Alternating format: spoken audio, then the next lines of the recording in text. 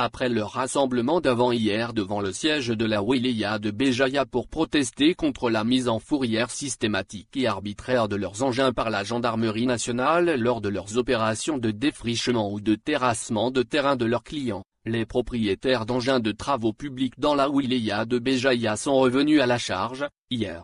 En effet, dès 7 heures, ils sont revenus à leur protestation en conduisant leurs engins et camions qu'ils ont stationnés tout le long de la rue de la Liberté, pour certains, tandis que d'autres se sont garés au boulevard des Aurès, en face de l'usine Alcost. Mais, c'était sans compter sur l'intervention des forces de l'ordre qui ne s'est pas fait attendre. L'intervention de la police s'est soldée, selon une source sécuritaire, par l'arrestation d'une trentaine de manifestants. D'autres ont réussi à prendre la fuite, mais leurs engins sont toujours restés parqués sur les deux boulevards. Les manifestants interpellés ont été conduits au commissariat central avant d'être accompagnés par la police pour enlever leurs engins et leurs camions. Leurs matériels ont, immédiatement, été mis à la fourrière. Reconduits au siège de la sûreté de Wilaya, puis répartis sur les différents commissariats de la ville, les manifestants arrêtés ont été, selon une source sécuritaire, auditionnés et une procédure judiciaire est engagée contre eux.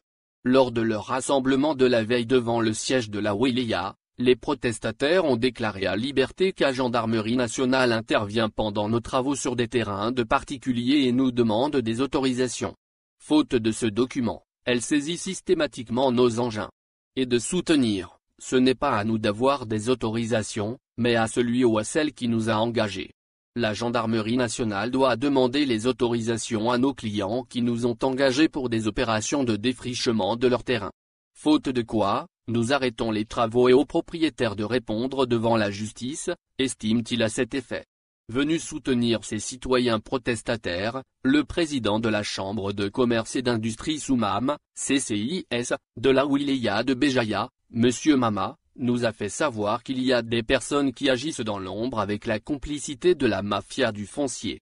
Ces propriétaires d'engins sont des opérateurs économiques légaux, a-t-il souligné. A signalé qu'à 16 heures passées, les interpellés n'avaient toujours pas été relâchés. Interpellés lors de la marche du Tassaïd, escalade, de samedi dernier à Alger, les manifestants placés en détention provisoire sont poursuivis pour atteinte à l'unité nationale, incitation à attroupement non armé, Nouveau tour de vis des autorités face à la reprise des marches populaires? La trentaine de manifestants arrêtés lors de la marche de samedi dernier, à Alger, ont été placés en détention provisoire.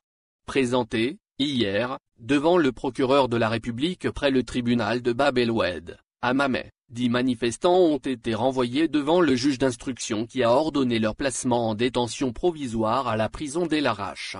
Les personnes présentées dimanche, devant le tribunal de Bab el-Oued ont été placées en détention provisoire, a annoncé, en fin de journée, Maître Abderrahmane Salah, membre du collectif de défense des détenus d'opinion, qui parle d'un jour triste.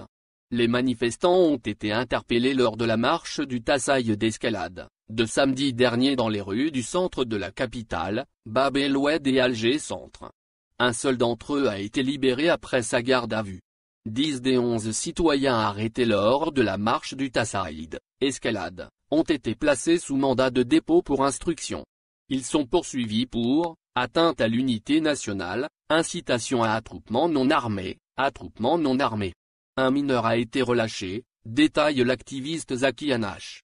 Au tribunal de Sidi Mahamdou, devant lequel 14 manifestants ont été présentés hier également, le juge d'instruction avait procédé de la même manière, détention provisoire pour les manifestants gardés à vue la veille, à l'exception d'un seul relâché pour cause de maladie. Ashley, Ali Mokrane est placé sous mandat de dépôt, après sa présentation devant le procureur de la République. Son procès est renvoyé au 12 avril. Chef d'inculpation, atteinte à la personne du président de la République, outrage à corps constitué, précise le Comité national pour la libération des détenus, CNLD, qui précise que le prévenu a été arrêté violemment, jeudi 1 avril, devant son magasin. Les avocats et membres de partis impliqués dans le mouvement populaire constatent que les autorités comptent rééditer le même scénario, à la veille de la prochaine élection, placement en détention provisoire des manifestants. Le vice-président de la DDH, Saïd Sali, constate en effet un retour au mandat de dépôt, alors que le mandat de dépôt doit être une exception. Le pouvoir maintient sa feuille de route autoritaire et décide de prolonger la crise, en tablant sur l'usure et la division, ainsi que la répression. Malgré l'échec de cette feuille de route, il s'entête et renoue avec la répression à la veille de chaque échéance électorale.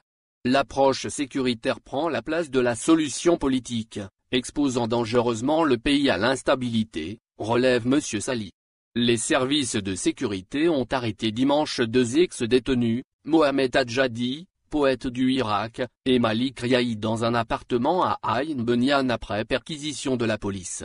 D'autres activistes, Soeb de Bagui, Noureddin Kimou et Tariq de Bagui ont été, eux, interpellés à Barika, Batnak, à l'intérieur de leur voiture, a annoncé le CNELD. Leur interpellation aurait un lien avec les accusations de viol proférées par le jeune mineur de 15 ans, Saïd Chetouane. Des associations, des avocats et des partis politiques ont dénoncé le recours à des actes de maltraitance par les services de sécurité. Dans une déclaration rendue publique, hier, le Comité contre la torture et les conditions carcérales inhumaines, CCTCCI, s'est interrogé sur la décision du procureur près le tribunal de Sidi Mamed de confier l'enquête ouverte à la partie mise en cause, à savoir la police judiciaire. Ce qui s'inscrit en porte-à-faux aux recommandations des conventions internationales ratifiées par l'Algérie et aux dernières mises en garde de la Commission des droits de l'homme auprès de l'ONU. Cette enquête semble d'ores et déjà biaisée et entachée de discrédit en raison de sa partialité, s'indigne le comité, qui réaffirme son engagement de poursuivre le combat pour bannir à jamais ces pratiques abjectes d'un autre âge dans notre pays et ne ménagèrent aucun effort pour confondre les auteurs de ces horribles crimes de torture devant leurs victimes et de les traduire en justice.